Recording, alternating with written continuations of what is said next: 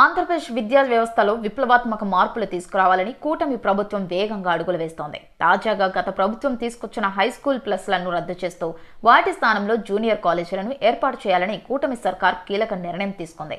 ప్రస్తుతం 475 మండలాల్లో ఒక్కొక్క జూనియర్ కాలేజ్ మాత్రమే ఉంది. మిగిలిన 190 మండలాల్లో కొత్త జూనియర్ కాలేజీలను ఏర్పాటు చేయాలని ప్రభుత్వం ప్రణాళిక రూపొందించింది. కొత్తగా నియమించబడే జూనియర్ కాలేజీల్లో కాంట్రాక్ట్ లెక్చరర్లను నియమించనున్నట్లు సమాచారం. వీరి ద్వారా విద్యార్థులకు మెరుగైన విద్యా అవకాశాలు కల్పించాలని ప్రభుత్వం లక్ష్యంగా పెట్టుకుంది. ఈ జూనియర్ కాలేజీల్లో వచ్చే విద్యా సంవత్సరం నుంచి కో ఎడ్యుకేషన్ విధానాన్ని అమలు చేయనున్నారు. ఆంధ్రప్రదేశ్ విద్యా వ్యవస్థలో విప్లవాత్మక మార్పులు తీసుకురావాలని కూటమి ప్రభుత్వం వేగంగా అడుగులు వేస్తోంది. తాజాగా గత ప్రభుత్వం తీసుకొచ్చిన హైస్కూల్ ప్లస్లను రద్దు చేస్తూ వాటి స్థానంలో జూనియర్ కాలేజీలను ఏర్పాటు చేయాలని కూటమి సర్కార్ కీలక నిర్ణయం తీసుకుంది. ప్రస్తుతం 475 మండలాల్లో ఒక్కొక్క జూనియర్ కాలేజ్ మాత్రమే ఉంది. మిగిలిన 190 మండలాల్లో కొత్త జూనియర్ కాలేజీలను ఏర్పాటు చేయాలని ప్రభుత్వం ప్రణాళిక రూపొందించింది. కొత్తగా నియమించబడే జూనియర్ కాలేజీల్లో కాంట్రాక్ట్ లెక్చరర్లను నియమించనున్నట్లు సమాచారం. వీరి ద్వారా విద్యార్థులకు మెరుగైన విద్యా అవకాశాలు కల్పించాలని ప్రభుత్వం లక్ష్యంగా పెట్టుకుంది.